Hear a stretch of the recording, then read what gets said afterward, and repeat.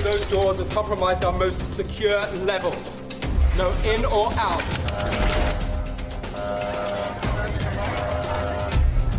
Only fire on my command. You ready?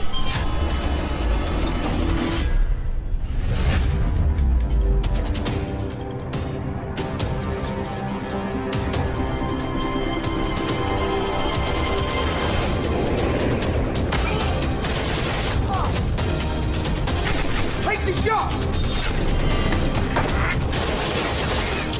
It's time.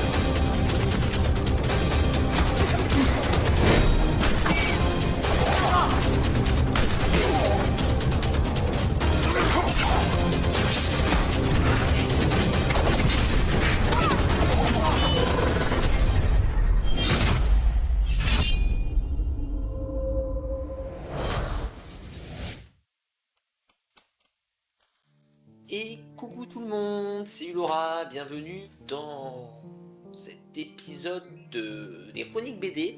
Ce sera un épisode spécial et c'est hors-série, ce sera un hors-série que vous serez au comics Valiant. Donc là, juste avant, vous avez pu voir le trailer d'une web-série. Je vais baisser le son, plus fort. Hop là. Voilà.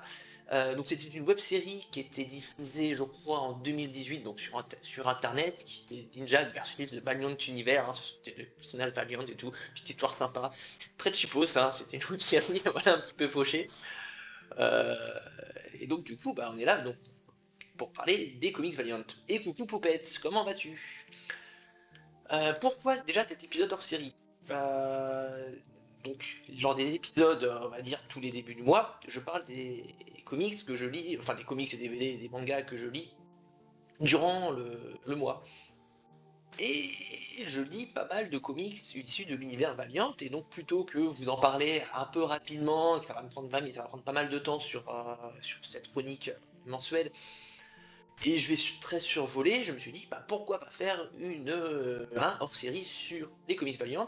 J'ai prévu dans ma tête en tout cas d'autres hors-séries consacrées à des univers, peut-être des auteurs aussi, des séries complètes. Voilà, ça permet de développer un petit peu plus que lors des chroniques. Et donc là, aujourd'hui, ce sera consacré à Valiant. Donc Valiant, on va faire un petit historique. Donc Valiant, c'est une société qui a été créée en 87 je crois, et qui a commencé à créer des super-héros, parce que ce sont des comics de super-héros, à partir de 92.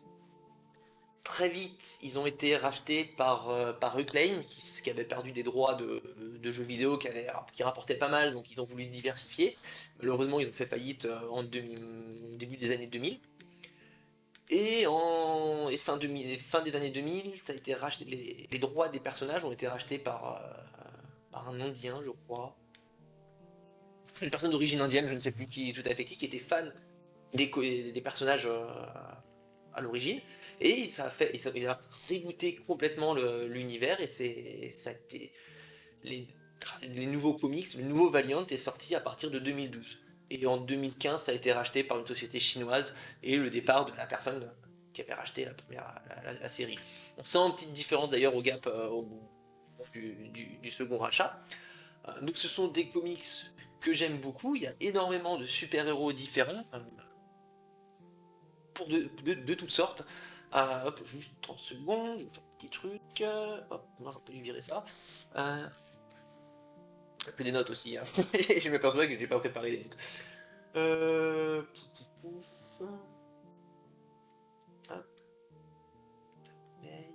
Je mets. Hop. Hop.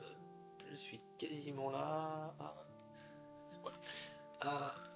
Donc j'ai essayé de regrouper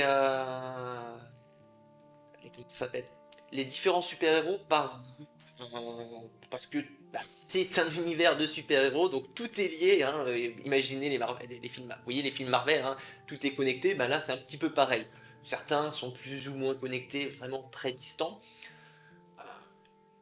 Voilà, donc j'ai essayé de regrouper un petit peu par groupe pour essayer d'avoir un peu un genre de fil conducteur.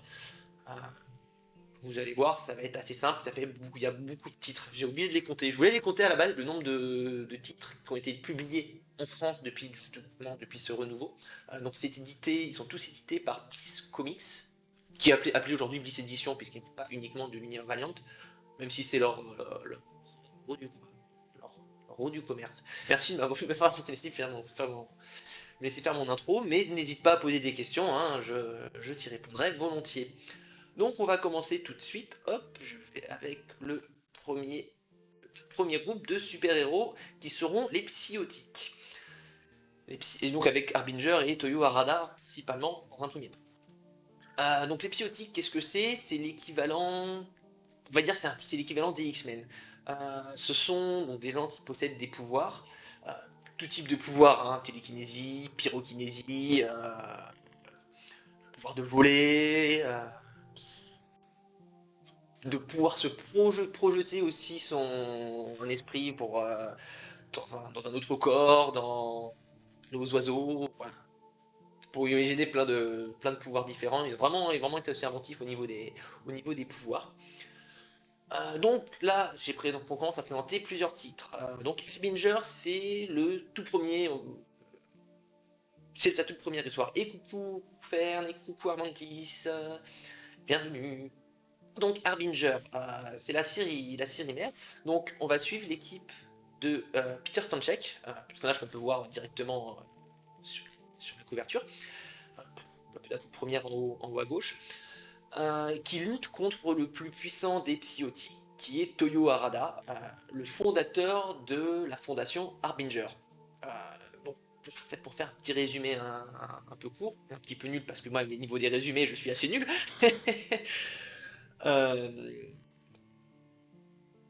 Pour que les gens développent les pouvoirs, il faut qu'ils soient activés.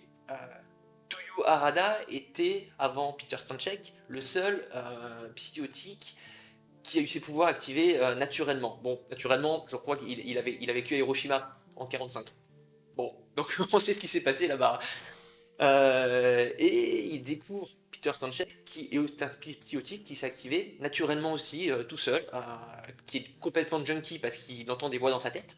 Et donc il décide d'aller essayer de l'aider parce que Toyo Harada, sa fondation Harbinger, elle œuvre, c'est une fondation caritative pour œuvrer à la paix dans le monde à différents moyens. Oui, les gens ne savent pas que Toyo Harada a des pouvoirs, même ils ne savent pas vraiment, les psiotiques ne sont pas connus.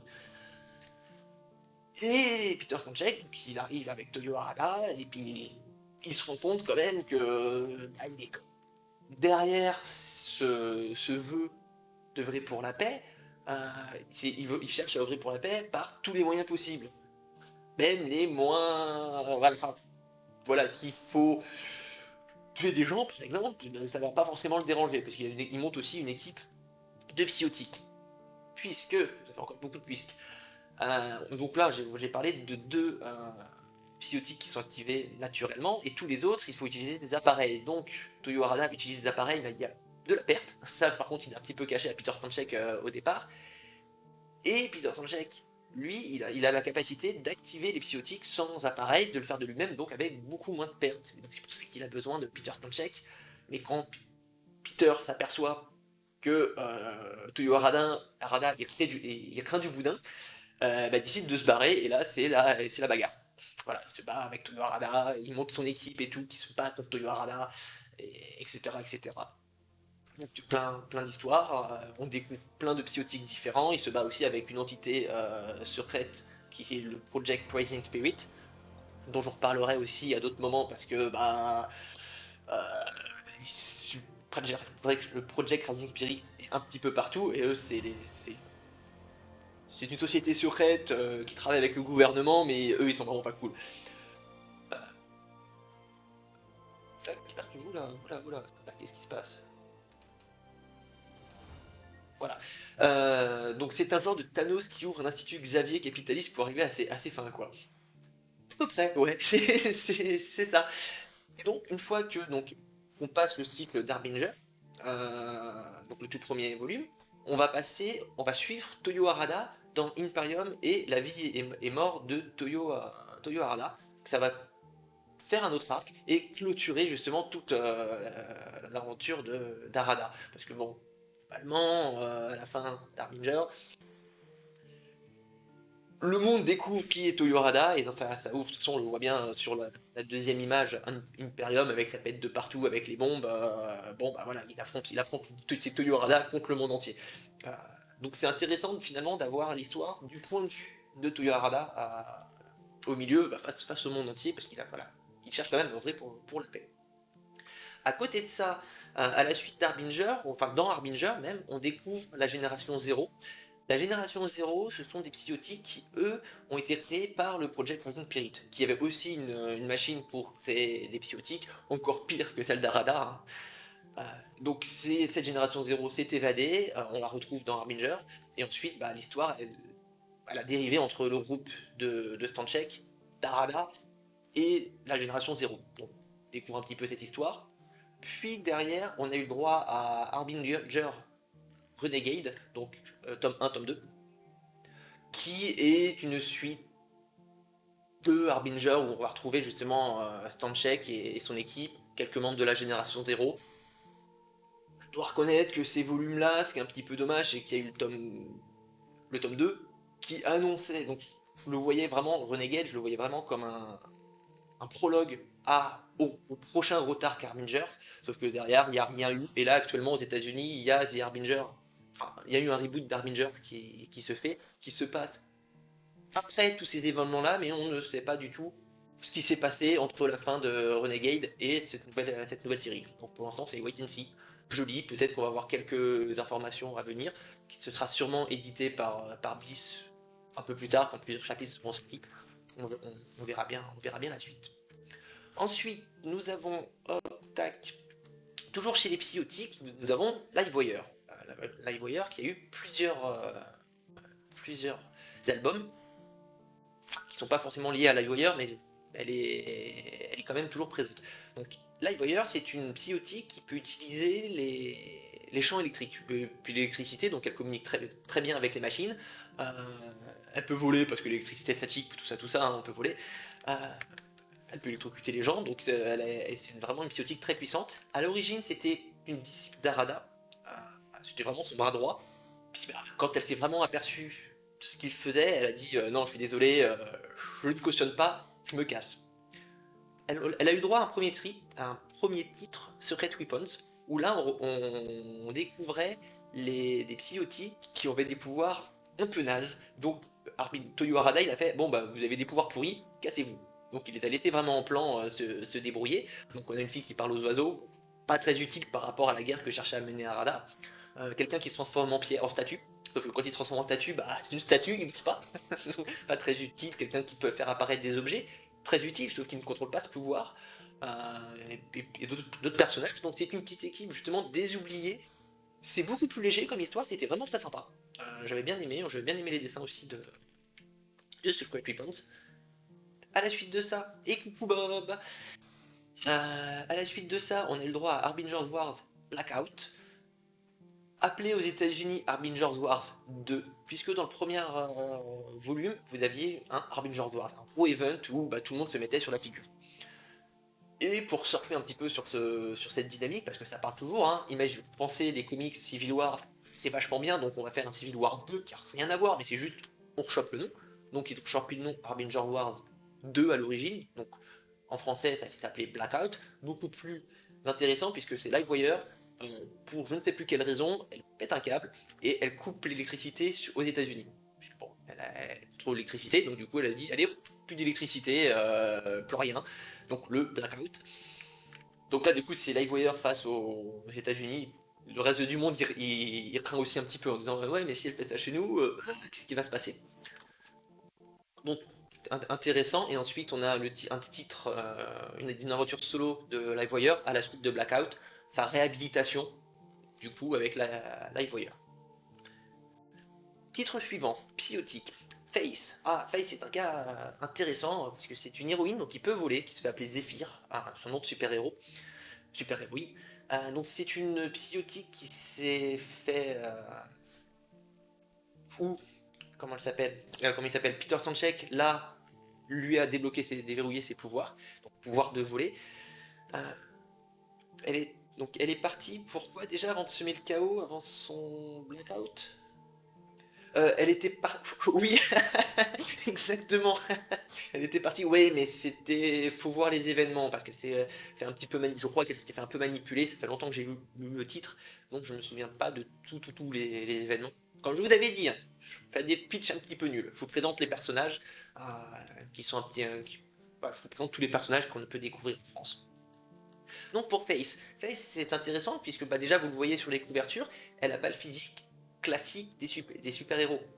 Si on prend bah, voilà, Livewire sur l'image du bas, vous voyez, bon bah, grande, fine, tout ça, et bah Face, elle est beaucoup plus en forme.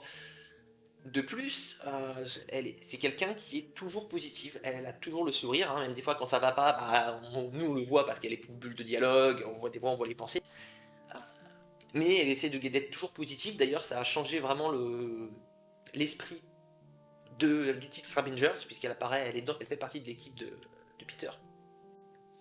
Donc elle a le droit à ses aventures ses aventures solo. Côté sympa aussi, c'est quelqu'un qui adore la pop culture, donc elle va faire beaucoup de citations à Harry Potter, à Doctor Who, au Seigneur des Anneaux, j'en passe, Star Wars bien évidemment. Donc bah, c'est rigolo de voir toujours ces petites références à cette pop culture. L'histoire après est beaucoup plus légère aussi. Ses adversaires, on sent que c'est des menaces, mais pas des grandes menaces, même si bon, pourquoi pas derrière en faire une plus grande menace. Il lui arrive pas mal de choses.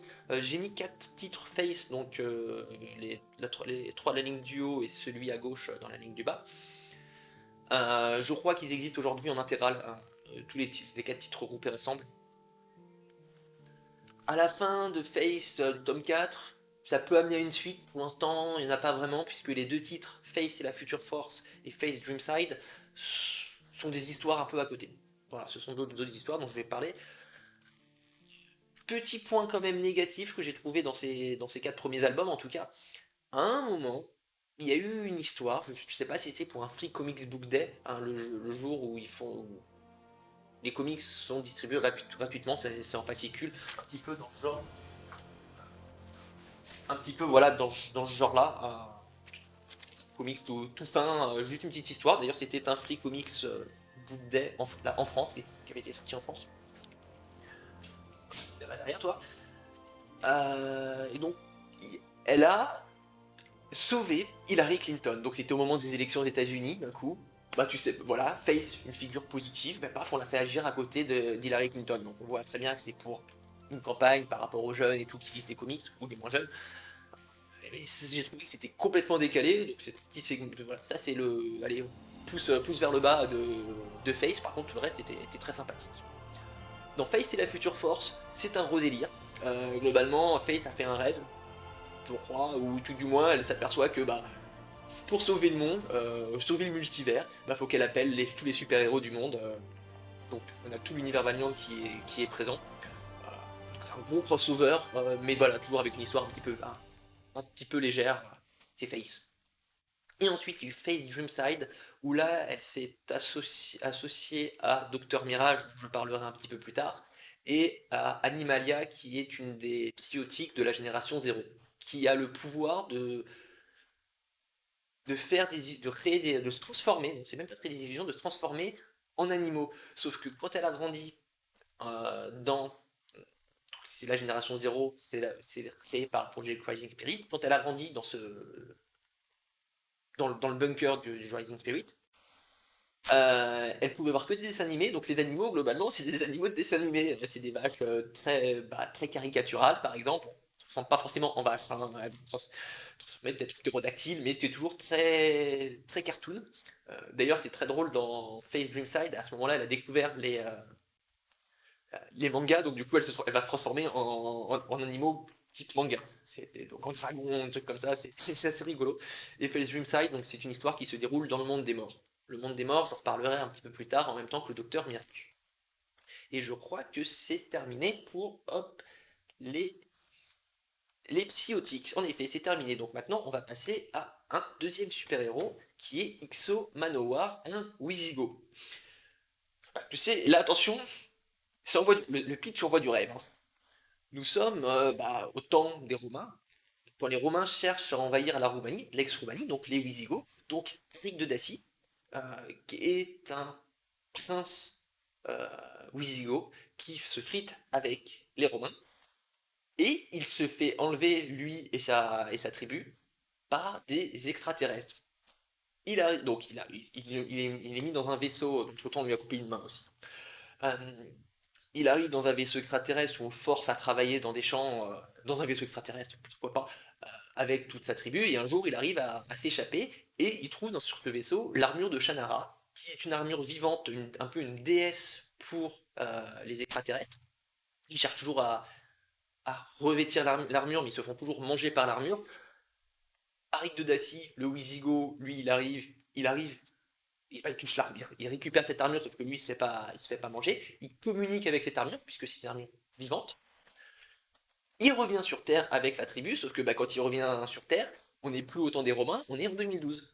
Donc il arrive en Roumanie, il fait, ici, c'est chez moi. Et ensuite, c'est le gros bordel, il affronte, je veux envie dire le reste du monde lui aussi, non, il va affronter euh, les Américains, quelques super-héros aussi de l'univers, pour pouvoir ensuite s'établir, et puis après, il arrive différentes aventures, les extraterrestres reviennent sur Terre pour récupérer l'armure, puisque c'est une... Voilà, c'est une armure sacrée, donc du coup ils peuvent le récupérer, il y aura différentes aventures. Donc ça c'est le premier cycle de 3 albums, enfin le premier gros cycle, hein, c'est quand même, je sais plus combien de chapitres, je crois que c'est une cinquantaine de chapitres. C'est vraiment c'est vraiment une longue série, c'est pas une mini-série comme d'autres. Ouais, ce pitch, t'as vu, ils vendent du rêve, et là, comme je disais, je faisais des pitchs nuls, le pire, c'est que c'est vraiment l'histoire, ça. Là c'est mon meilleur pitch limite, parce que c'est cadeau. À la suite de ces aventures, on passe sur un nouvel arc. Donc, ce nouvel arc, donc c'est les trois albums du bas. euh, Quand on commence, on ne sait pas pourquoi Ixo Manowar se retrouve sur une planète extraterrestre, sur notre planète. Les extraterrestres n'ont rien à voir avec ceux qui l'ont kidnappé. On voit qu'il s'est brouillé avec l'armure, parce elle reste de côté. On ne sait pas, voilà, c'est vraiment un reboot de la série, mais en faisant quand même une suite, puisque derrière, après, on va essayer on va comprendre aussi pourquoi il s'est exilé sur cette planète. J'adore la couverture du premier tome, couverture presque hommage à la première affiche Star Wars, où t'as Luke qui était comme ça avec avec son sabre laser. Euh, Donc j'adore cette armure. Et c'est vraiment, voilà, on a le personnage d'Ixo Manowar, voilà, on prend les titres, c'est de les titres, je ne sais même plus. C'est de soldat général. Euh, le deuxième, je ne sais plus non plus. J'arrive pas à lire d'ici. Enfin voilà, les titres, voilà, c'est vraiment parce que le cheminement du héros. Peut-être si vous mettez en grand écran, vous arriverez à lire mieux que moi. Si je pourrais lire. D'empereur à Wisigo, et puis ensuite héros. Ah, c'est voilà les différents titres, donc c'est vraiment une succession de son parcours. Une histoire vraiment géniale. Disons qu'il faut lire le premier pour découvrir le personnage, au moins à la limite les premiers chapitres pour le découvrir. Puis ensuite, il faut vraiment passer sur ce titre-là qui est au-dessus du lot, avec ce Harik, ce Wisigo, voilà, un peu plus bougon, c'est voilà, plus sage, parce que voilà, au début c'est un prince, hein, il est jeune, il est bourrin, c'est Ictomano, hein. Quand il arrive sur Terre, il veut conquérir, du coup après la conquête, il s'aperçoit que ce que c'est qu'être roi, prince, du coup voilà, il retourne un peu il fait son introspection sur une planète éloignée. Une histoire vraiment très très sympa pour ce personnage. Ce sont les seules histoires euh, uniques, en tout cas centrées sur ce personnage, Ixo Manowar. Actuellement, il y a un reboot qui est fait aux États-Unis, qui est sorti aussi en France, je vous en parlerai, c'est pour ça aussi que je fais cette chronique hors série. Euh, il y a la nouvelle série Ixo Manowar qui est sortie en France ce mois-ci. Je l'ai lu quand c'est sorti aux États-Unis, je l'ai pas relu. C'est pas au même niveau. Oh, ça se lira, je vous en dis pas plus, vous découvrirez ça le 1er avril. Passons au personnage suivant. Deux personnages, en pluriel. nous arrivons, attention, aux ninjas. Pourquoi des guillemets? Parce que les ninjas, hormis le costume, ça n'a pas grand-chose à voir. On commence par Ninjak. Ninjak, c'est un mercenaire qui travaille pour le MI6. Sauf que c'est... Enfin, sauf que non, il n'y a pas de sauf. Hein. Et donc, il contrôle un petit peu son corps. Il a étudié auprès du moine, je crois que c'est le moine mort-vivant. Non, c'est le moine qui saigne. Parce que des moines, il y en a plusieurs. Il y a un moine qui saigne aussi. Il a un gros trou sur la poitrine et puis il saigne en permanence. Euh, et donc, il a développé des pouvoirs avec lui. Du coup, maintenant, il travaille avec le MI6 ou alors il se fait payer ça, un peu un mercenaire. Et puis, qui est riche. C'est un équivalent de Batman, si vous voulez, mais avec moins d'arc. Il a plein de gadgets. Il n'a pas de super pouvoir. Enfin, si, il a des super pouvoirs du coup, parce qu'il contrôle quand même son corps, son énergie, euh, pas mal de choses. Donc ça, c'est le premier titre, Ninja. Et ensuite, il y a eu Ninjaka, puisqu'on voit que le programme Ninja du MI6, en fait, il a commencé bien avant avec Ninja A, Ninja B, C, D, E, et là, ils en sont au K. Donc on découvre, on a durant cette, ce livre, on découvre les différents ninjas, et puis il y a eu toute une histoire avec Ninjak. Donc voilà, c'est la continuité de la vie de Colin King, alias l'identité secrète de Ninjak. Une des opposants de Ninjak, c'est Roku. Je sais faire à la japonaise. Roku, je ne vais pas en dire trop parce que du coup ça spoilerait Ninjak puisqu'on découvre vraiment qui elle est dans Ninjak. Je veux juste dire que c'est une des adversaires de Ninjak qui a le pouvoir de contrôler ses cheveux. Elle peut le faire pousser, elle les bouge dans tous les sens, ça devient des lames affairées, hein, on peut le voir, vraiment, vraiment les lames. C'est un personnage super intéressant dans Ninjak et dans d'autres titres qu'on peut rencontrer. Dans Roku, c'est elle qui devient l'héroïne. Le problème du coup, c'est un anti-héros, mais elle devient en fait sympatoche. C'est une méchante. Enfin, ok, méchante, elle a des circonstances atténuantes, mais là, elle devient vraiment sympatoche. C'est un titre un peu raté. Hein. Est-ce que voilà, j'ai vraiment envie de la revoir, peut-être dans un autre titre, dans une meilleure histoire. À voir.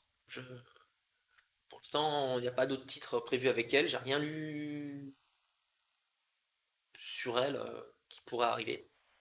À voir. Ensuite, on a le titre Killers. Alors là, on retrouve encore des ninjas. Enfin, je le mets aussi dans ninja, mais là, ils n'ont plus rien à voir. Ce sont des mercenaires qui ont aussi des pouvoirs. Ils ont un commanditaire qui leur dit Eh, va faire tel truc. En fait, ils se rendent compte que ils ont tous plus ou moins le même projet. Il faut qu'ils s'entretuent, mais bon, ils disent bon, on va peut-être pas se tuer, même si on a envie. Euh, donc, tous des pouvoirs un peu différents. Ça change, vu que ce sont quand même des méchants. Car toujours des guillemets à méchants quand ce sont les personnages principaux d'une histoire. Mais voilà, s'il faut se friter, ils se battent, il n'y a pas de problème. Bon, les gentils aussi, quand il faut se battre, ils se battent. Mais eux, ils s'en foutent un petit peu des dégâts. Et coucou Algérine, tu arrives au moment où on dit ninja, donc c'est formidable.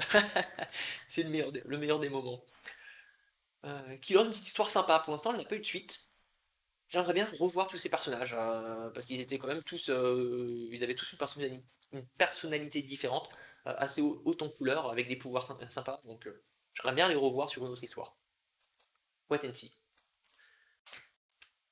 On passe à une autre catégorie, le monde des morts. Ça, c'est une grosse partie de l'univers Valiant, des comics Valiant. Et beaucoup de héros qui sont passés par le monde des morts, beaucoup de méchants également. Et donc c'est normal qu'il y ait des gardiens. Et le principal gardien du monde des morts, c'est Shadowman. Donc Shadowman, vous le connaissez peut-être parce qu'il y a eu un jeu vidéo il y a très longtemps par Acclaim. Je ne sais pas du tout ce qu'il vaut ce jeu. Euh, donc Shadowman, Punk Mambo et Punk Mambo d'ailleurs sont issus de la culture vaudou. Donc la culture vaudou va être très présente, toutes les divinités de la culture vaudou vont être présentes. On va retrouver le Baron Samedi, Maman Brigitte, papa, je sais plus comment il s'appelle, le papa. Euh, Papa Bob, ouais, pourquoi pas. Non, je ne sais pas. Je ne sais plus. Et Shadowman est associé, enfin est un homme, euh, associé à un Loa. Un Loa, ce sont une espèce de d'esprit vaudou qui... Non, tu n'es pas papa. Donc c'est un esprit vaudou qui s'associe à un homme et qui sont là pour garder le monde des morts. Bon, sauf que l'homme qui possède Shadowman a super envie d'être possédé par cet esprit. Euh, il est aussi très torturé parce que son père était Shadowman, l'a abandonné quand il était gamin pour justement être Shadowman. Donc il s'entend pas super bien avec son père qui est mort. Ou pas, hein, surprise, on ne sait pas, hein, c'est voilà, vous savez, hein, les super-héros, hein, c'est comme dans Star Wars, hein, ils meurent, mais ils meurent jamais vraiment. Ils peuvent toujours revenir d'une façon ou d'une autre. C'est très vrai chez Valiant aussi, hein. Il y a un des antagonistes, hein, il meurt, mais il va bien. On va le retrouver dans d'autres titres. C'est presque Shadowman, c'est pas, j'aime pas forcément tout ce qui est autour de Shadowman, mais il faut quand même reconnaître, c'est lui qui a le meilleur méchant. Maître Dark. C'est vraiment un super méchant. Dans le deuxième titre Shadowman, c'est une autre histoire. J'adore les dessins de ce deuxième titre. Une histoire sympa, et par contre, est-ce que c'est dans celui-là? Ah, Papa Legba. Merci Poupette. Top. Alors là, je vais avoir peur de mélanger les titres. Non, je veux pas dire de bêtises, c'est il lui arrive un truc à Shadowman et du coup ça devient un Shadowman, ne prend pas sa part. Non, c'est oui, oh, crossover. Ça y est, je sais pourquoi j'ai parlé de Ninja juste avant. À l'issue de la première intégrale Shadowman, Shadowman fait un choix contestable. Et du coup, derrière, il y a Ninjak et Punk Mambo qui s'associent qui vont dans le monde des morts, globalement, pour récupérer Shadowman. Et ensuite, il y a cette deuxième série, Shadowman, qui peut être créée, parce que Shadowman revient sur Terre au final. Il va mieux, il est un peu moins traumatisé, il y a une histoire très bien dessinée, avec des dessins que j'adore, hein, qui est faite autour du personnage. Ensuite, vous avez Punk Mambo, ce personnage formidable. Enfin, c'est une Mambo. Une Mambo, c'est un genre de prêtresse sorcière dans le culte vaudou, qui est la messagère des divinités, de ce papa Legba, de maman Brigitte, du baron Samedi, et j'en passe. Sauf que elle est devenue Mambo un peu par hasard, elle s'est fait trahir par des gens, c'est une anglaise punk, et du coup derrière, elle n'était pas super contente de s'être fait trahir, elle est devenue Mambo par la force des choses, et derrière, elle a décidé de se venger. Donc là, après, une fois que ça c'était le pitch de départ, on l'a rencontrée dans différentes aventures, chez Ninja, chez Shadowman, hein. Et là, elle a eu le droit à une aventure solo. Pareil, aventure solo qui est bien, mais pas top. C'est ça, ça se lit, c'est pas top. Voilà. Punk Mambo, trop bien. Mais voilà, le personnage est génial parce qu'elle arrête pas de jurer. C'est bon, c'est pas parce qu'elle jure que c'est vachement bien que le personnage est génial, mais voilà, elle a une personnalité. C'est vraiment top. Ensuite, je vais parler de Rapture directement, pas parler de Docteur Mirage tout de suite. Voilà, Rapture, c'est un crossover entre Ninja et Shadowman. Punk Mambo apparaît aussi. Vous avez la géomancienne qui est présente aussi, la géomancienne dont je vais parler un petit peu plus tard, très importante dans l'univers Valiant également. Voilà, c'est une aventure qui se passe dans le monde des morts. Le monde des morts, on y va souvent.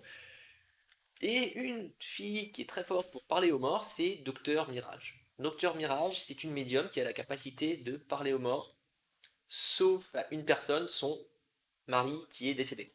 Elle n'arrive pas à parler avec lui, en tout cas dans le premier titre. Et regardez juste cette couverture, le tout premier, quand elle l'enlace, silhouette fantomatique blanche qui se mélange à la couverture, mais c'est une des meilleures couvertures que j'ai pu voir. Là, je fais, ouais, allez, vas-y, mets des superlatifs, hein, c'est le meilleur de tout, hein, ouais, c'est franchement, elle est géniale cette couverture. Et le personnage, du coup, voilà, on voit la douceur du personnage dans cette couverture. Donc elle a des aventures dans le monde des morts et tout pour essayer de retrouver sont financés pour pouvoir communiquer avec. Elle aura une deuxième série. On la retrouve avec Faith aussi dans Faith Dreamside. On la voit un petit peu partout. Je crois qu'elle va avoir au mois de juillet une aventure aussi en crossover avec d'autres personnes. Euh, J'en parlerai peut-être après à la fin, si je me souviens un peu de tout, parce que je l'ai lu cette semaine. Donc je me souviens pas forcément de... je croise un petit peu toutes les infos, hein. Je dû aussi préparer cette présentation, donc là je mélange vraiment tout maintenant. Et pour le monde des morts, c'est terminé. On va passer aux frères Anipada. Alors, les frères Anipada, c'est une fratrie de 3 personnes qui ont vécu en Mésopotamie. Suite à un accident qui a tué pas mal de monde, ces 3 frères se sont retrouvés immortels. Et chacun a une histoire du coup différente. Dans les histoires, ils se croisent les uns les autres. Euh, mais ils ont tous les 3 des histoires. Ce sont des frères voilà, qui sont assez importants, qui sont aussi. En même temps, tous les personnages que je parle peuvent être importants dans l'univers. Mais certains, mais voilà, quoi qu'ils sont pourtant, non, ils sont même pas forcément importants dans l'univers. Ils sont liés à l'univers Valiant. C'est pour ça qu'on en parle aussi. Donc on va commencer par Archer et Armstrong. Armstrong est un frère Anipada. Et pour te répondre à Mantis, est-ce que j'ai toutes ces BD? Oui, j'ai toutes les BD. J'en ai quelques-unes à côté de moi, hein, là. Regardez pas. Un Exomanoir, par exemple. J'en ai pris quelques-unes pour vous montrer quelques. Non, vous montrer quelques cases à la fin, puisque dans tous ces titres que je vous parle, j'ai quand même fait une sélection des meilleurs titres, enfin des titres que je trouve les meilleurs en tout cas. Là, je vous fais juste une présentation des personnages, comme ça, quand on arrivera sur des chroniques BD qui vont parler de ces personnages, bah ça ira plus vite, puisque je dirais, regardez l'épisode hors série.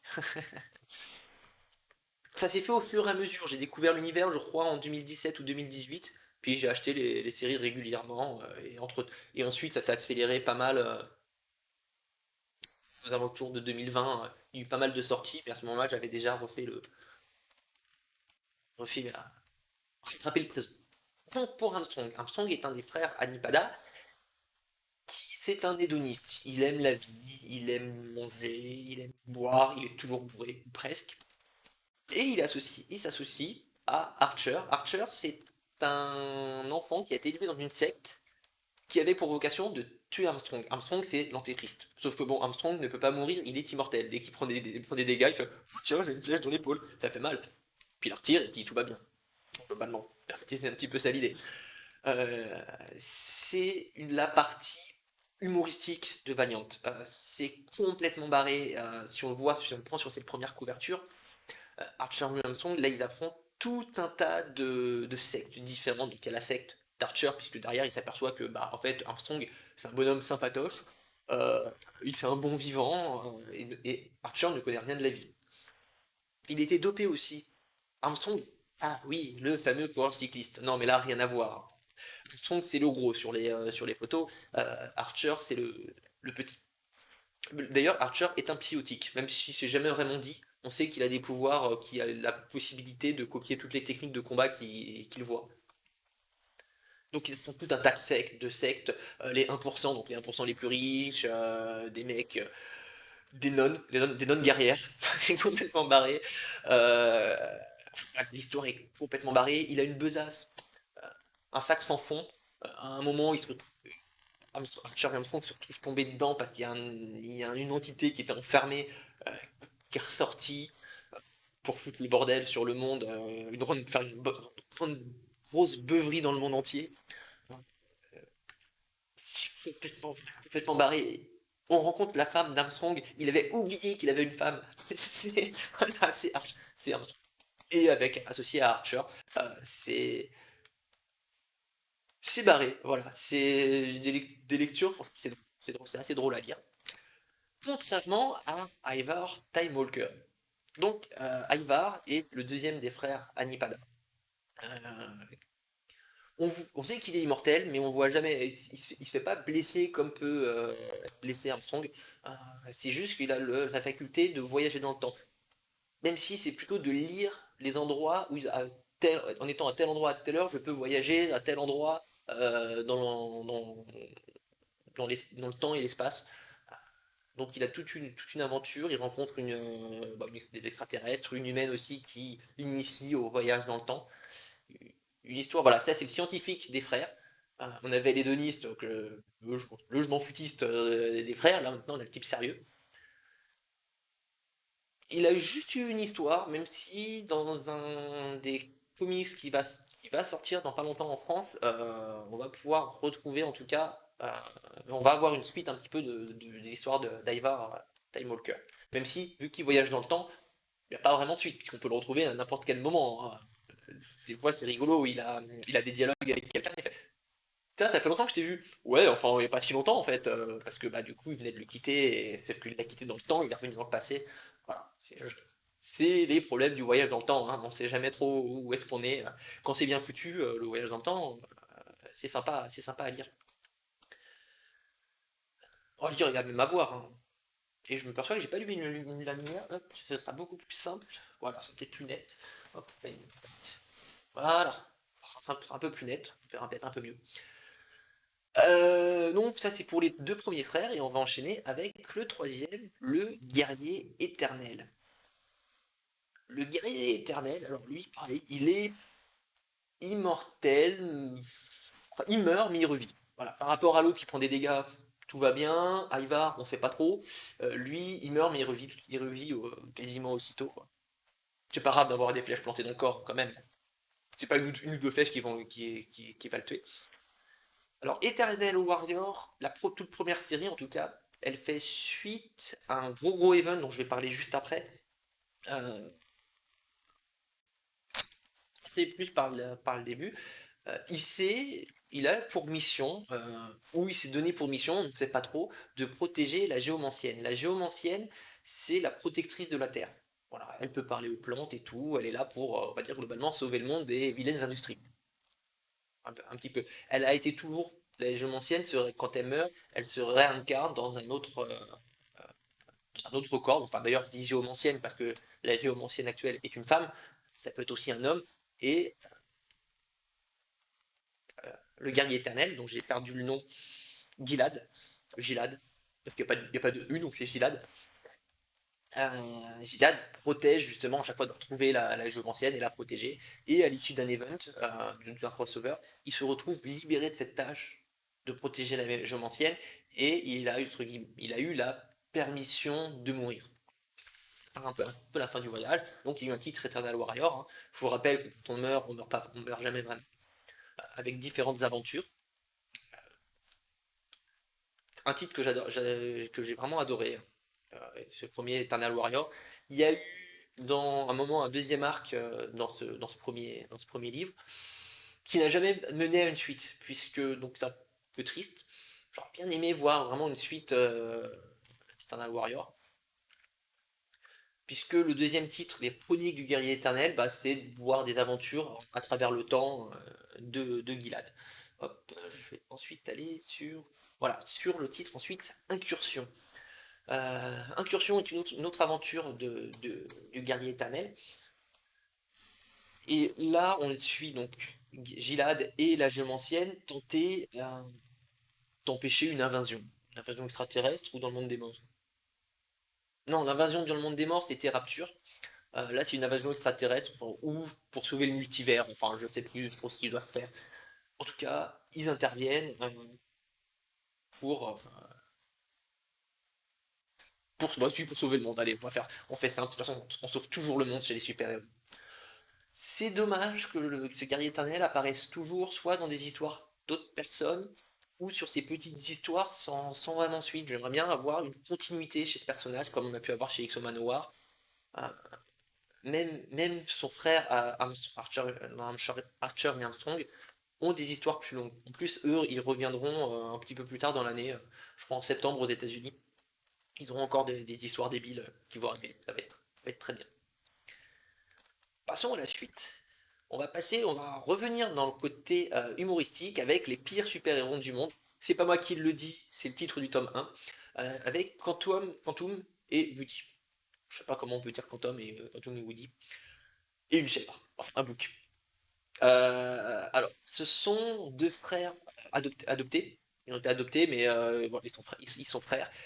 c'est le jour et la nuit, hein, au niveau des mentalités, qui se retrouvent avec un accident, avec, je pense, un accélérateur de particules, ou ce genre de choses, avec un bracelet autour du bras, chacun en a un, il faut qu'ils le cognent toutes les 24 heures, sinon ils disparaissent.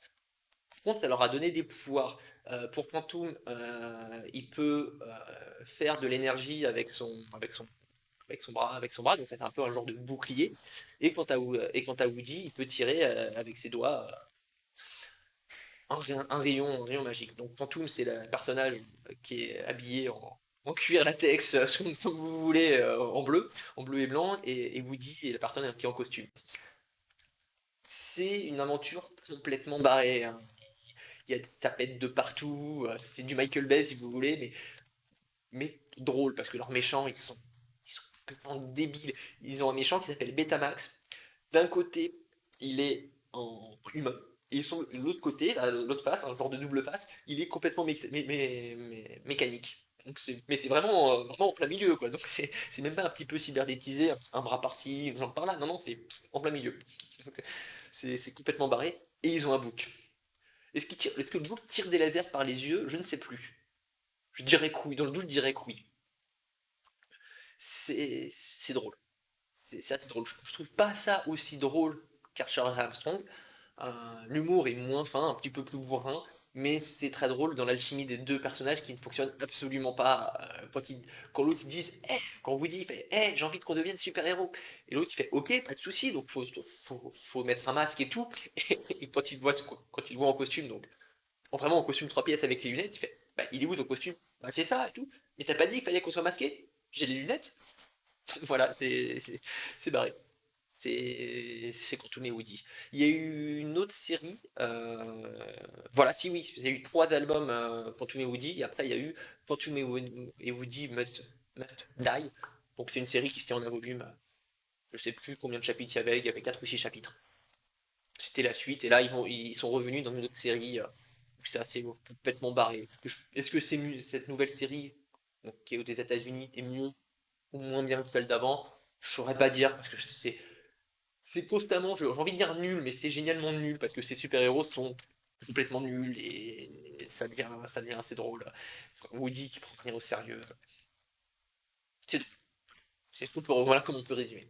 Donc passons à la suite. On va passer aux dieux. Et oui, puisqu'il y a quand même si on a des super-héros, il y a des êtres qui dépassent ces super-héros. Et on va commencer par Divinity. Donc Divinity est à l'origine sorti en 3 volumes. Là, maintenant qui existe en intégral. Le pitch de départ.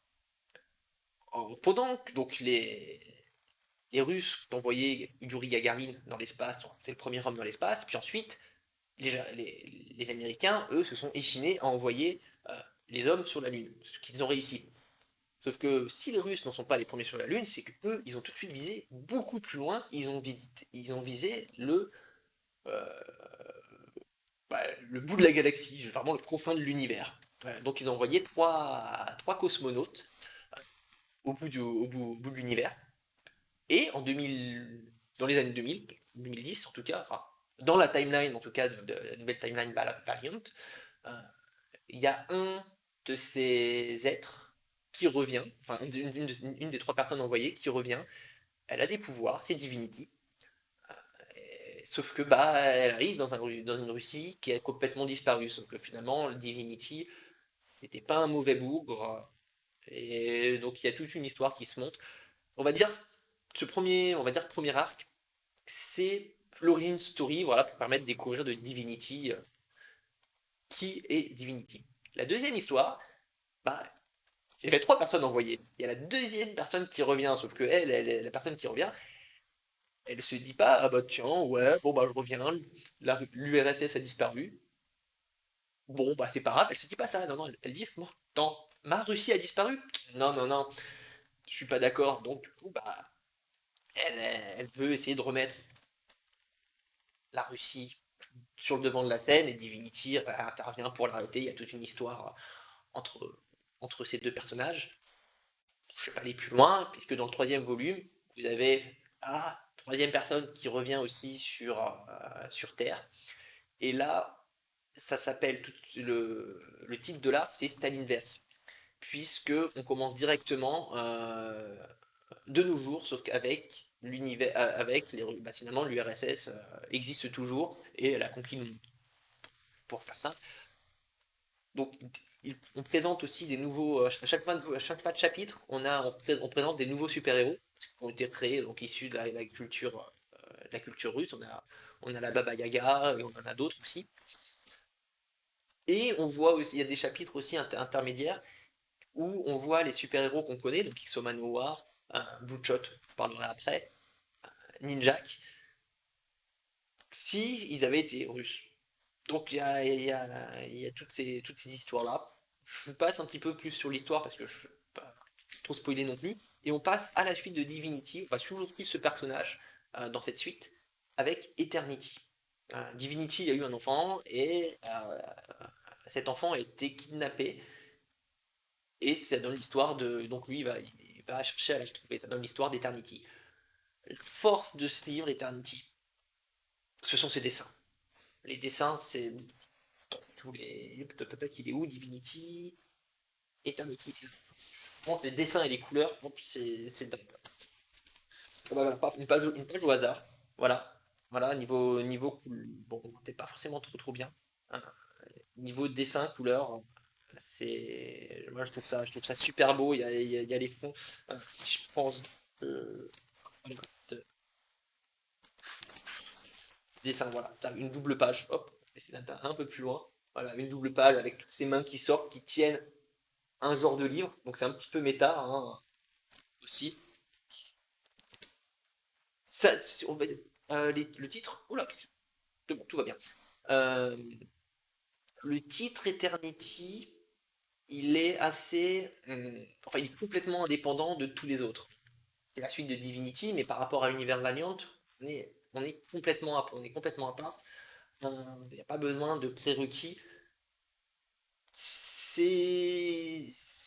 sont des livres, on aimerait qu'on ait plus souvent des, des livres comme ça, hein, toujours qui sont un petit peu transpercent, on va dire, leur statut de livre, puisque bah, des fois ils sont un petit peu plus méta, on va retrouver des dessins en crayonné, parce que bah, dans l'histoire, en tout cas, c'est logique que les dessins changent un petit peu de style.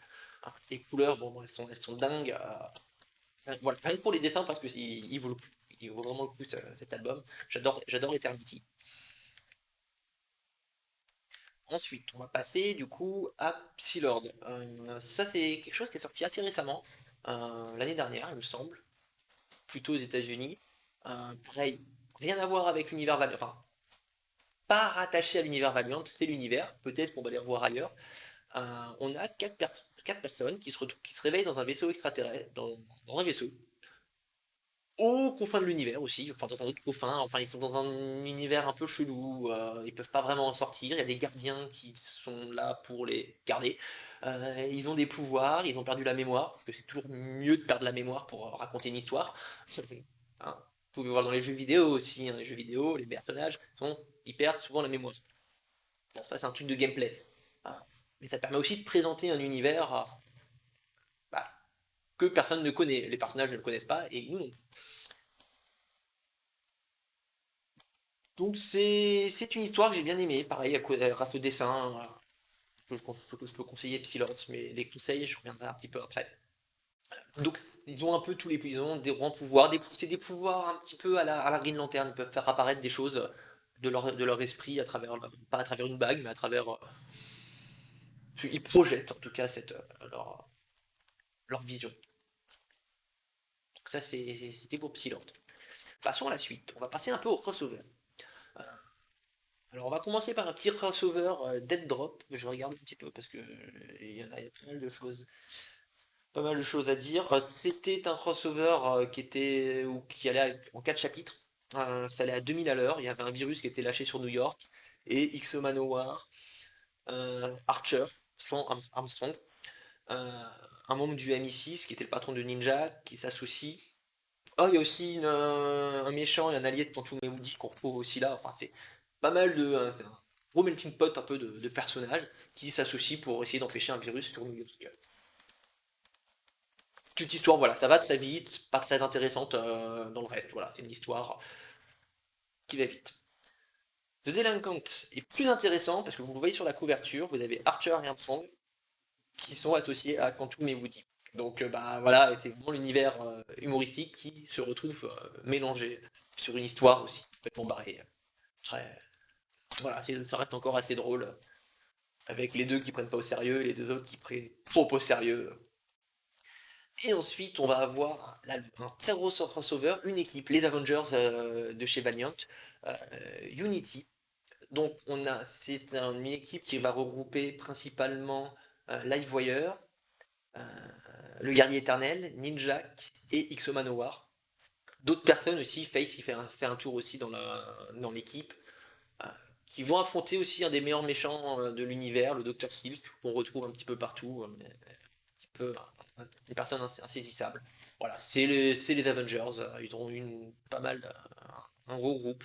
Je ne sais pas du tout ce qu'il en est aujourd'hui de Unity, puisque bah, Livewire qui s'est barré avec son blackout, Ninja qui lui arrivait pas mal de bricoles, X-Manowar, on sait pas trop. Enfin voilà, Unity, c'était un titre de début de l'univers, de reboot de l'univers Valiant. Mais je vous montrerai après, à la fin, une chronologie de l'univers. Vous allez voir, c'est assez tentaculaire. Et tout ça pour arriver à deux crossovers qui sont très importants chez Valiant, The Valiant principalement, et The Book of Death. The Valiant, c'est la géomancienne qui est poursuivie par l'ennemi immortel. Je crois que c'est ça son nom. Oui, il y a le guerrier éternel, il y a l'ennemi immortel, hein, c'est logique. Qui poursuit, en tout cas, la géomancienne. Et Gilad récupère tous les super-héros de l'univers, enfin beaucoup de super-héros de l'univers, pour empêcher l'ennemi immortel de tuer la géomancienne. La géomancienne va être protégée principalement par Bloodshot, dont je vais parler juste après, parce que c'est très important que Bloodshot apparaisse à cet endroit-là. The Valiant peut être vu comme le point de départ de l'univers. Vous avez eu des titres avant, mais c'est, on va dire, le point de départ, ça pourrait être Basket The Valiant, ensuite. Les premiers, ça présente les personnages, ensuite on a The Valiant. À la suite de ça, on a eu le Book of Death, qui est la suite des événements de The Valiant, où on va retrouver... Bon, je vais même pas noter ce qu'on va retrouver. On va retrouver des fois, sur certains chapitres, la fin de certains héros. Le livre des morts, c'est le livre que peut lire la géomancienne, qui explique la fin, enfin, c'est le livre de la prophétie. Donc du coup, vu que c'est elle qui le lit, les pages sont blanches, c'est elle qui le lit, on va dire que c'est presque elle qui l'écrit, c'est elle qui crée la suite de l'histoire, donc il y a pas mal de super-héros Valiant qui veut empêcher la géomancienne qui trouve trop dangereuse d'écrire ce livre, de posséder en tout cas ce livre, et donc Gilad protège la géomancienne de tous ces super-héros. Ça reste un crossover parce qu'on va retrouver tous les super-héros qui veulent tuer globalement, enfin qui veulent capturer la géomancienne. Mais voilà, c'est une suite, c'est écrit vraiment par, enfin voilà, c'est reste des crossovers. Et pourquoi je n'ai pas encore parlé, j'ai parlé des crossovers et je n'ai pas parlé de Bloodshot parce que Bloodshot c'est un des personnages les plus importants de l'univers. Bon, ça fait beaucoup par rapport à ce que j'ai dit juste avant, mais celui-là, il est toujours été, on va dire qu'il a toujours été là. Il a été là dans les premiers Valiant qui sont sortis en 92. Il était là au reboot de 2012. Il est encore là après le reboot, enfin le reboot suite The Valiant. Il a encore des titres actuellement qui sortent aux États-Unis, en France aussi. Donc c'est pour ça que c'est un personnage important, c'est un cyborg. Même si en fait c'est un petit peu plus compliqué.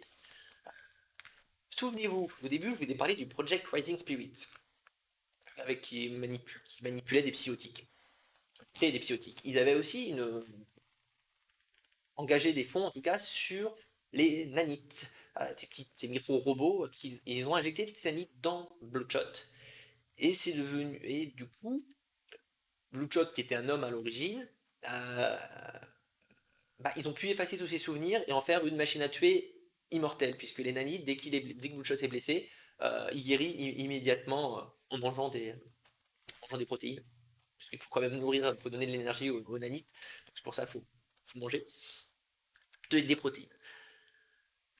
C'est un gros, bah, vu qu'il est immortel, c'est un gros, gros bourrin. Pire qu'X Manowar avec son armure. Il fonce dans le tas et tout. Disons que ça, c'est ce qu'on veut nous faire croire sur Bloodshot. En fait, c'est une personne torturée. Quand tu s'aperçois que le Project Rising Spirit efface son esprit, à chaque fois, à chaque mission, qui fait des missions où il tue plein de gens, et là, hop, si un modo, paf, paf, paf, un peu là, comment je fais pour ban 2 minutes. Merci. J'étais en train de galérer à le faire. Du coup, pouf, on va revenir sur le PT. Et je sais plus tout à fait ce que je disais. Oui, donc quand il s'aperçoit toutes les atrocités qu'il a commis au nom du Project Rising Spirit, il essaye de faire amende honorable, ça le travaille, il cherche aussi qui il est parce qu'il ne le sait plus qui est Bloodshot. Il croise l'équipe de Peter Konchek des Harbingers la route de Toyo Harada parce qu'il était aussi créé pour tuer Toyo Harada. Voilà, ça c'est le premier livre. Quand je dis premier livre, hein, c'est un livre épais comme ça. Hein. Je l'ai pas là. Non. Euh, oui, je l'ai.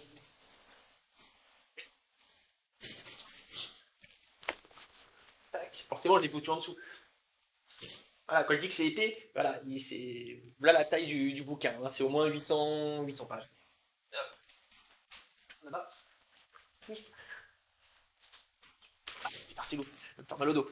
Euh, c'est la première histoire. Je veux pas dire que c'est une origin story, parce qu'il lui arrive plein d'aventures. Disons, oui, une origin story, puisqu'on voit qui est Bloodshot, des coups qu'il est, mais après il y a d'autres aventures, un petit peu comme X Manowar au final, puisqu'il apparaît au début, puis après il y a plein d'histoires pour ensuite passer au second arc. Mais avant le second arc, il y a eu The Valiant. The Valiant, il est arrivé des choses à Bloodshot, il a perdu ses nanites. On arrive sur Bloodshot Reborn. Alors, il a justement. C'est. Bon, je veux pas dire comment il perd ses nanites. C'était son souhait de toute manière de ne plus avoir tout ça dans le corps, de devenir un homme. Sauf que bah, c'est Bloodshot, enfin, l'homme derrière Bloodshot, finalement, bon, ça c'est un homme, mais Bloodshot fait partie de lui. Du coup, il est un petit peu torturé sur qui il était. Et en plus, bon, bah, il y a tout un truc des nanites, puisqu'il va les récupérer, il rencontre d'autres personnes. Tout cet arc Bloodshot Reborn et ses suites, et The Valiant aussi, sont écrits par Jeff Lemire. Jeff Lemire, c'est un auteur, un scénariste de bande dessinée, de comics en tout cas. C'est le scénariste qui monte en ce moment aux États-Unis. Il a plein de titres qui cartonnent. Black Hammer, ça cartonne. C'est lui qui a écrit Sweet Tooth, qui a été adapté en sur Netflix, je crois. Euh, bon, l'adaptation, a priori, n'a rien à voir avec le comics. Donc c'est vraiment l'auteur qui monte et il a écrit, et donc c'est lui qui a écrit Bloodshot Reborn euh, et ses suites, parce qu'il lui arrive pas mal d'aventures à Bloodshot, hein, et il n'arrive jamais à quitter vraiment qui il est, à retrouver vraiment son identité. Il la retrouve, mais c'est plus compliqué. Donc il y a Reborn, puis ensuite Bloodshot USA, et pour finir Bloodshot Salvation. Ce sont plus, ce sont plusieurs arcs, même si on prend les 4 livres, dans chaque livre c'est un arc différent. Mais voilà, si Bloodshot USA et Salvation s'appelaient Reborn, ça aurait marché aussi. Ce sont les suites, ce sont des équipes peut-être de dessinateurs différentes, donc c'est pour ça qu'ils ont changé de nom. Et puis c'est aussi commercial de repartir d'un numéro 1 en disant Bloodshot Salvation 1 plutôt que Bloodshot Reborn 56.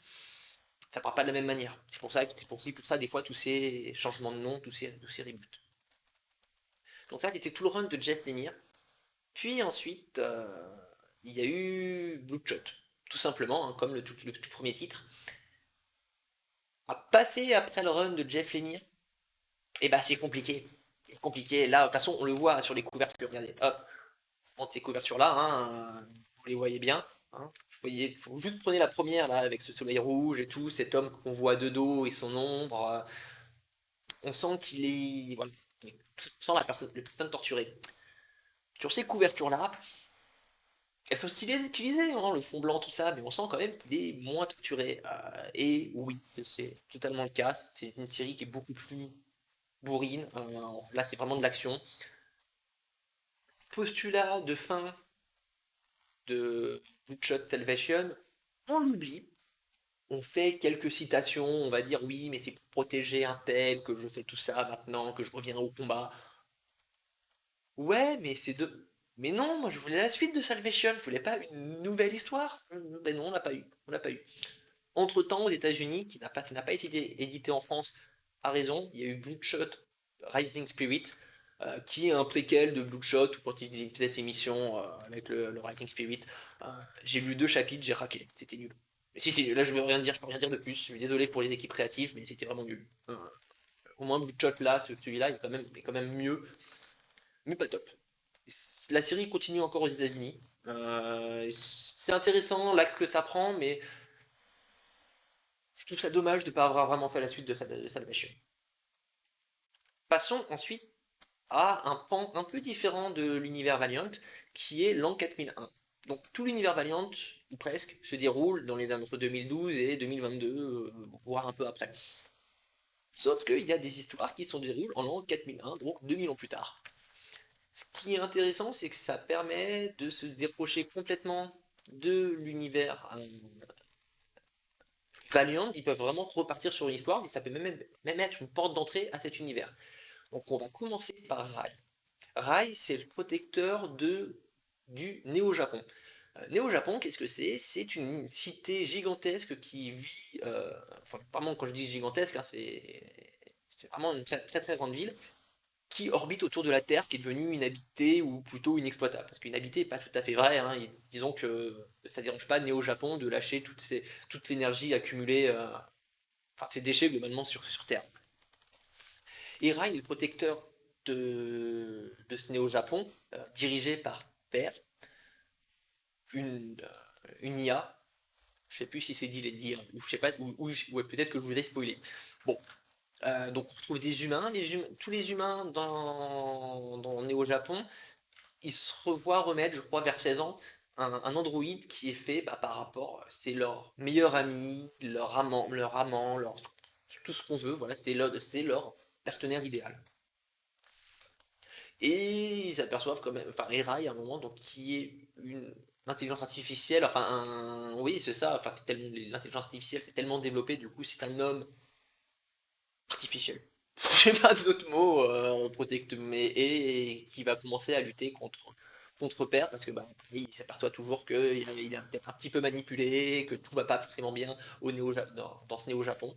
Donc c'était fait en 2 volumes. L'histoire est en 2 volumes, même si la deuxième partie de le volume 2 de Rai, qui est en haut, c'est la fin du combat face à Père. Et on a des histoires sur la fin des super-héros de l'univers Valiant, ou alors ceux qu'on retrouve en l'an 4001. On va retrouver du Bloodshot en l'an 4001, on va retrouver aussi peut-être les armures X of Manowar, je sais plus tout à fait tout ce qu'on retrouve. On va retrouver voilà, différents super-héros, comment ils ont vécu. Pas comment ils sont morts. Comment ils sont morts, on le retrouve ça dans le Book of Death. Mais qu'on voit pas forcément non plus comment ils sont morts. Enfin, c'est compliqué. De toute façon, l'histoire de voyage dans le temps, c'est compliqué. C'est pas du voyage dans le temps, mais tout est lié, mais c'est lié loin. Je sais plus si ça fait longtemps que je l'ai lu. Donc je sais plus tout, désolé, me tapez pas. Fallen World, passons à la suite. C'est la suite de Rai. Attention, spoil, Rai bat le père, Néo-Japon retombe sur Terre, et du coup, Fallen World, c'est le Néo-Japon qui est tombé sur Terre, et Rai, les différentes personnes qu'il a rencontrées, essayent de remonter un semblant de vie sur Terre. Puis Rai et la suite de Fallen World, qui suivent les événements. C'est un road trip que fait Rai pour retrouver quelque chose, quelqu'un. Je n'en dis pas plus. Rai est vraiment un personnage intéressant, les équipes créatives derrière sont vraiment top. C'est presque des histoires à lire, mais je reviendrai après, chaque chose en son temps. Et ensuite War Mother, couverture géniale de David Mack. David Mack, vous pourrez un jour reconnaître ses couvertures.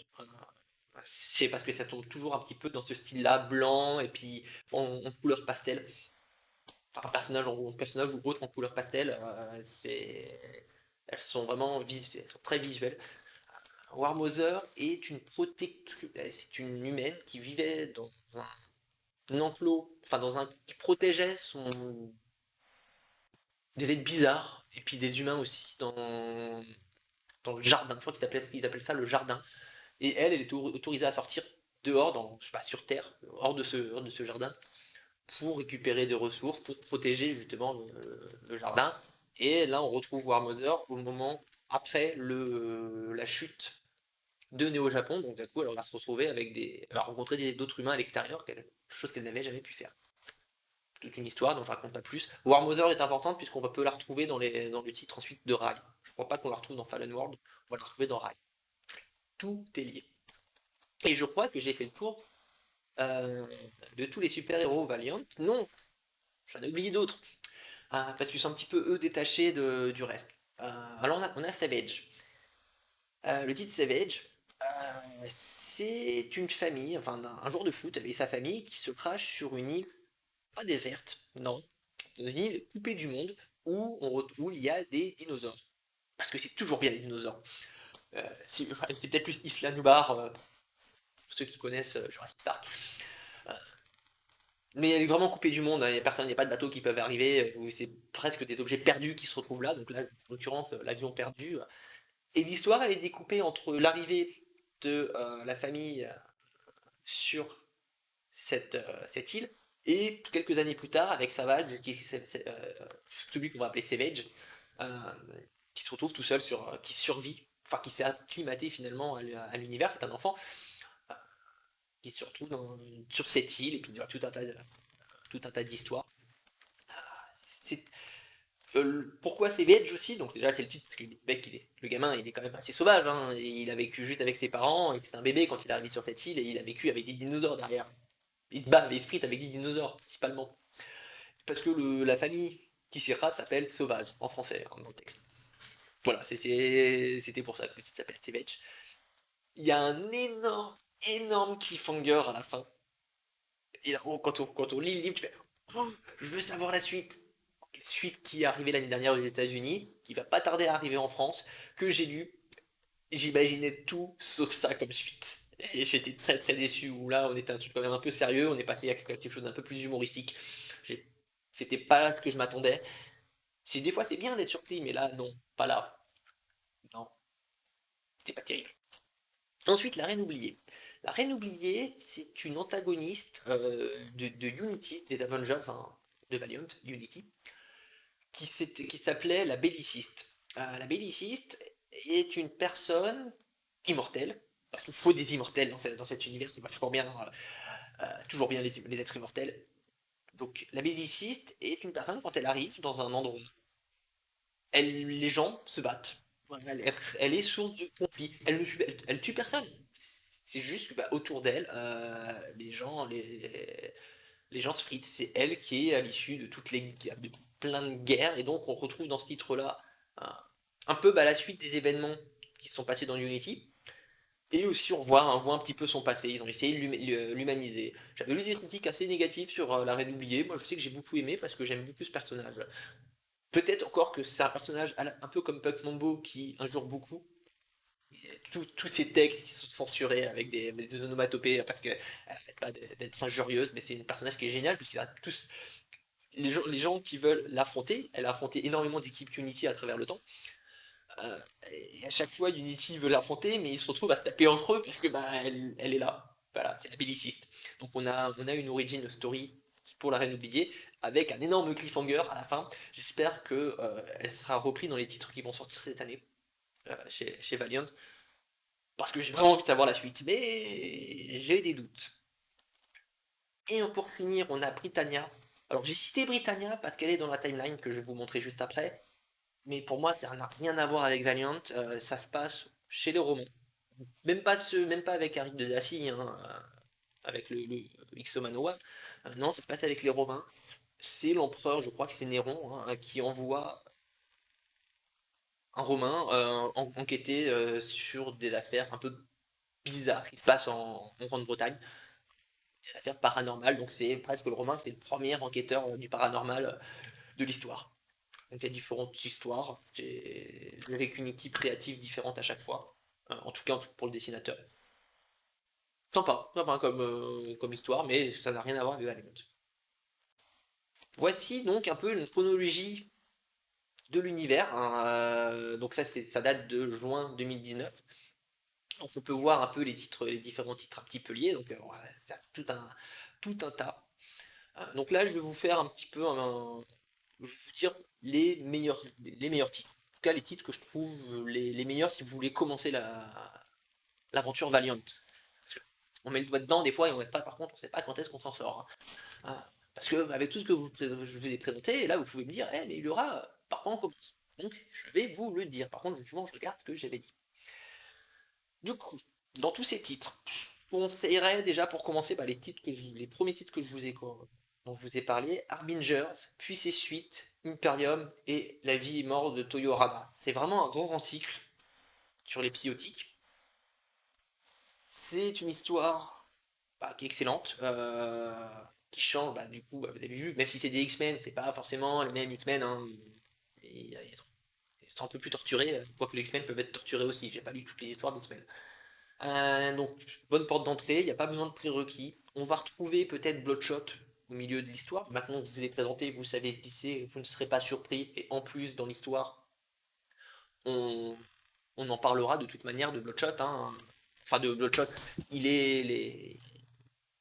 On explique quand même qui c'est. C'est sorti sous forme. Est-ce que je l'ai pris? Ah non, j'ai oublié de prendre le livre. Je voulais vous montrer des images. Bon, bah tant pis, je vous montrerai pas d'images. Désolé. Donc ouais, très bonne porte d'entrée pour commencer, c'est voilà, Harbinger, Imperium, Toyo Harada. Tout se suit, ça se conclut en laissant une porte ouverte. Donc non, très bien à lire. Ensuite, je vous en ai un petit peu parlé. Bloodshot, Reborn, Salvation et Bloodshot USA. Voilà, le run de Jeff Lemire, c'est peut-être lire The Valiant avant. Donc là, vous pouvez voir The Valiant, c'est dans les premiers titres tout en haut. Moi, je montre comme ça. De toute façon, je fais ça, mes doigts, hein, on les voit pas. Euh, du coup, voilà, on lit The Valiant pour découvrir un petit peu le personnage, l'univers et tout. Puis ensuite, on passe sur Bloodshot Reborn, c'est USA Salvation. Vous savez, une super histoire, des super dessins. Miko Suyan sur les dessins, il s'est régalé. J'ai les dessins qui sont là. Hop. Bloodshot Reborn, le voilà. Super couverture. Les dessins. Ah, le problème, c'est que les dessins sont super sombres. J'ai peur que je ne vais pas pouvoir vous les montrer. Je vais essayer de montrer ça. Hop. On voit pas très bien, hein, mais bon. On se débrouille, voilà, c'était les dessins. Vous avez des dessins de couverture aussi par moment. Voilà, tac. Bon. Non, je vais peut-être pas montrer celle-là, elle est un petit peu crade cette image. Euh, Tac, allez hop, une page. Voilà. Donc là c'est Miko Suyan qui dessine principalement Bloodshot Reborn. En tout cas, ce premier livre. Et run de Jeff Lemire, comme je dis. Donc dans tout, que du bon dans tous ces titres, Bloodshot Reborn, USA Salvation. Donc pour résumer pour l'instant, Harbinger, Bloodshot Reborn. Ensuite, X-Manowar, j'adore la seconde série. Du coup, elle est à lire, sauf que je pense qu'il manquerait un prérequis pour savoir qui est Arik de Dacy, le X-Manowar. Donc, il faudrait peut-être commencer par la première série XO Manowar. Les deux bouquins sont là. Donc, voilà. Et vous avez 3 intégrales qui sont épaisses comme ça. Si je vais au bout de la page. Alors, non, il y a beaucoup dedans, il y a beaucoup de pages. On voit des dessins préparatoires, des affiches. Voilà. À la fin, vous avez beaucoup de ce genre d'image. Voilà. Ça montre. C'est la Bible, sauf que vous avez 3 livres comme ça. Et le troisième, il est un petit peu plus gros. Là, il y a. Vous avez au moins facilement, oui, je pense 50, un peu plus, non? Ouais, voilà, vous avez 650 pages d'histoire, après c'est que des galeries, hein, sur les 50 100 dernières pages. Les intégrales sont vendues chez Bliss Comics Édition. sont vendus 50 € chaque intégrale. Effectivement, si on peut faire l'intégrale X Manowar, ça fait 150 billes. À donner. Au total, disons que c'est listé dans le temps. À la limite, en lisant les premiers arcs d'X Manowar, ça permet de découvrir le personnage et ça n'empêchera pas la compréhension de la seconde série X Manowar. Vous en avez 3, les volumes sont moins épais. Une histoire que je trouve bien meilleure sur cette planète extraterrestre. Peut-être parce que j'adore la science-fiction, donc du coup, au lieu de rester sur Terre, on va dans l'espace avec des extraterrestres. Forcément, ça passe. Donc, je vous montre quelques planches. Hop, tac, voilà une. Voilà la plage d'à côté. Hop, je vais en montrer une autre. Tiens, hop, voilà juste une page de chapitre.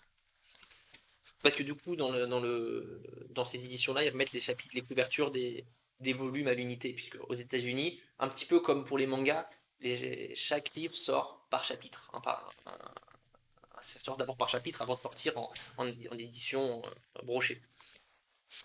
Du coup, là, ils nous mettent les couvertures de chapitres. Donc c'est écrit par Matt Kind. Matt Kind, qu'est-ce qu'il a écrit d'autre? Il a écrit principalement pour Valiant. Il a écrit MGMT aussi. Ah bah c'est avec des agents secrets comme histoire que je n'ai pas lu. J'ai lu quelques chapitres, c'est tout. C'est bon, voilà. Vu l'histoire que c'est, j'adore. J'ai envie plus de m'intéresser à cet auteur-là dès qu'il ressort quelque chose. Parce que j'aime beaucoup X Manowar volume 2. Donc. X Manowar intégral, même si maintenant je vous ai parlé du personnage, si vous voulez en savoir plus, n'hésitez pas à venir limite à m'envoyer un message pour dire tu peux me reparler d'X Manowar un peu plus en détail s'il te plaît. Il n'y a pas de problème, je le ferai volontiers. Pour les intégrales, sur le site de Bliss Edition, vous avez les 100 premières pages qui sont lisibles gratuitement. Pour justement connaître un petit peu les personnages, pour les découvrir. Donc ça, on a parlé d'Harbinger, de Bloodshot et de Manowar. Pour une porte d'entrée aussi, qui est très bien, Archer Armstrong, c'est de rigolo. Pas besoin de prérequis, on va peut-être retrouver Bloodshot, le guerrier éternel, je vous en ai parlé, donc vous savez qui c'est. Mais l'histoire, elle est marrante, ça se prend pas au sérieux. Très bien pour commencer le récit, commencer dans l'univers. Ensuite, segment, j'en ai parlé un petit peu tout à l'heure, Divinity puis Eternity. Rien que pour aller sur Eternity qui est fantastique. Mais même Bloodshot, Bloodshot, pardon, je fatigue. Même Divinity, c'est très bien. Là, je vous ai pris. Je vous ai pris le tome 1. Je pensais avoir pris le tome 2. Oui, je suis déçu, j'ai pas pris. Ah bah oui, j'ai pas pris le tome que je voulais. Bon, c'est pas grave. Voilà, tac, je vous montre un petit peu des planches de dessin de Divinity. Pareil, à partir du moment où j'adore les dessins, voilà, cette planche, regardez, juste, paf, le découpage comme ça, là, toujours en ligne, avec cette hache dans ce sens-là, qui avance dans la case. Enfin, non, Divinity, Intégral et Eternity à lire. C'est vraiment top. Psylord, est-ce que je l'ai pris Psylord? Oui, je pense que je l'ai pris. Oui, il est là. Celui dont j'ai parlé un petit peu tout à l'heure. Bon, c'est pas la même couverture, mais c'est le même contenu au final. Donc là, prérequis 0. J'avais adoré les dessins, donc on peut l'attaquer sans problème. Hop, tenez une page, donc là déjà vous voyez la colorisation qui fait beaucoup aussi au titre. Hop, je montre un petit peu plus les cases en détail. Personnage très expressif. Rien que pour la colorisation. Voilà, moi, je vous montre ça. Voilà, la colorisation des pages. Je trouve ça complètement dingue. Le boulot qui doit passer dessus pour faire tout ça, c'est par ordinateur, mais peu importe. Je trouve ça magnifique, donc Divinity, Eternity, à lire. Et enfin, le dernier titre pour moi qu'on peut lire indépendamment un petit pour rentrer dans l'univers, c'est par celui-là que je suis rentré parce que c'était de la SF, c'est Rai. Donc ça se passe en 4001, pas besoin des autres titres, même si quand je l'avais relu une deuxième fois, j'ai fait mais je crois que l'univers il a l'air plus vaste, mais vu que Rai c'est sympa, vais peut-être lire les autres trucs. Et puis, bah voilà, j'ai mis le doigt dans l'engrenage, j'ai tout lu. Le voici, voici la taille de l'intégrale. Une, il y en a une deuxième. Les dessins, alors là, pardon, je vous conseille de le feuilleter avant, parce que les dessins ne peuvent pas plaire à tout le monde. Je vais vous en montrer, ce sont des dessins numériques. Non, ça rend pas bien en image. Donc c'est très très lisse. J'aime bien. Moi j'aime bien, c'est particulier, c'est vraiment particulier, mais voilà, faut accrocher. Je ferai une deuxième page du personnage, ouais, forcément, vous voyez pas trop lisse. Donc bah voilà, ce sont les titres à lire. Donc XO Manowar, second cycle, Bookshot, second cycle aussi avec Reborn, Archer et Armstrong, Harbinger, puis les suites Imperium, Toyo Harada, Divinity, Eternity, Psylord et Rai, ce sera à lire. Et je suis content, c'est que j'arrive à la fin du coup de cette présentation de cet épisode hors série des chroniques BD. J'avais prévu de faire 1h30 et je suis dans les clous, c'est parfait. Du coup, je vais pouvoir vous laisser. Donc, moi, je vais vous retrouver le 1er avril pour la chronique BD, le 1er avril pour cette fois-ci un épisode classique ou des lectures du mois. J'ai pas encore lu tout ce que je voulais, hein, j'ai encore, vous voyez un petit peu là sur le derrière, ça c'est ce que j'ai pas encore lu. Il va falloir que je m'y mette. Je pense pas pouvoir tout lire d'ici 12 jours. Surtout le gros là, qui est là. Ça fait commencer, ça va être un peu épais. Mais bon, si je lis pas là, je le lirai plus tard. On fera ça. Je dirai tout ça et je vous le présenterai. Donc je vais vous souhaiter en tout cas une bonne soirée. Merci d'être venu, d'avoir posé vos questions. J'espère qu'en tout cas l'univers vous a plu et peut-être au moins vous intéresser un petit peu sur certains titres. Merci pour vos commentaires, ça fait aussi plaisir à lire. Et je vous retrouve pour la chronique BD le 1er avril. Allez, des bisous, ciao ciao. Hop, j'ai pas de ma souris, la voilà.